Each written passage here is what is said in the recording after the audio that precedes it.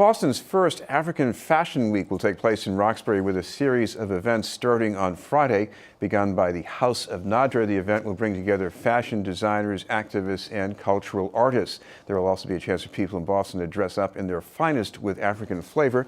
Among the sponsoring organizations are alumni of Roxbury Community College. We'd like to welcome two of the Fashion Week participants, Latifa Ali and the founder of Fashion Week Boston, Nahdra Ra Kiros. Thank you both very much for being with us. Thanks for having us. I want to talk with Latifa first about this. Why be doing this now?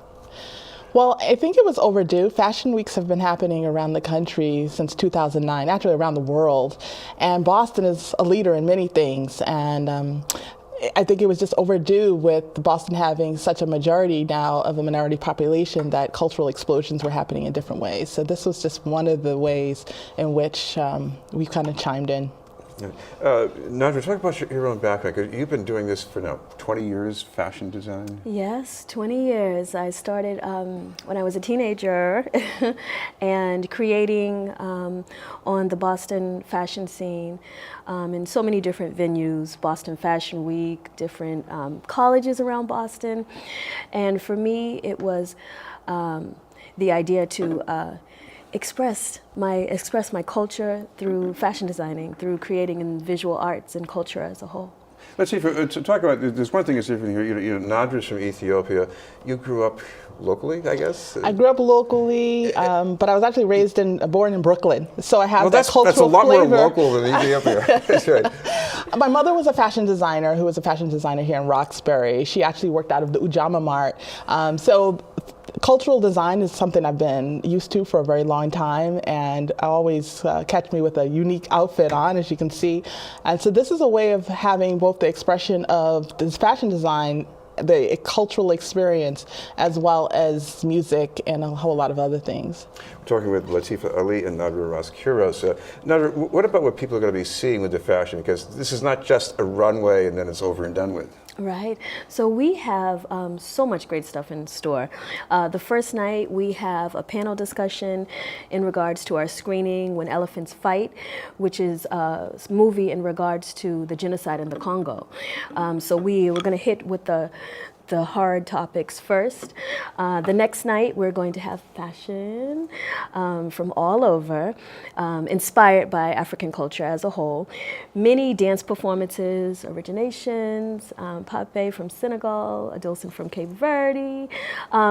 Those who represent in Boston on so many different cultural levels, and further in Africa as well. Let's see if there's also going to be an event where people, you've got a benefit going on, you want people to dress up, and you're going to be benefiting a school with this too, right? Right. It benefits a school in Ethiopia. Nahdra has been doing this work for a while, and she's Ethiopian, and so we thought bring it home, have it benefit some young people along the way. So she could tell you a little bit more about the school. So the school really has about close to 1,000 students.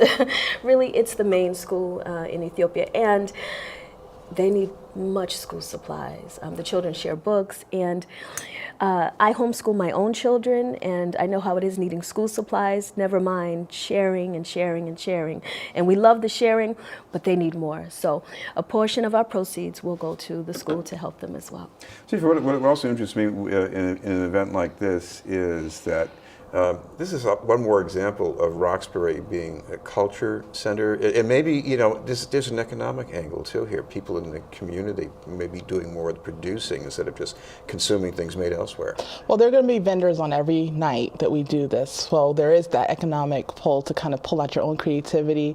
Along the way, we have locals doing some of the African food that's going to be present on the scene. So you're really going to be immersed in not only the visual parts of it, but the music, the experience, the conversations. The Congolese conversation about genocide is one that's not just fixated in the Congo, it's actually widespread around the world right now. So we're hoping that this is going to be a place where people can bring their cultural expression, particularly on the Sunday, where we're going to have the African eyeball which is helped to be sponsored by one of our organizations, the Gallery Eye Care LLC.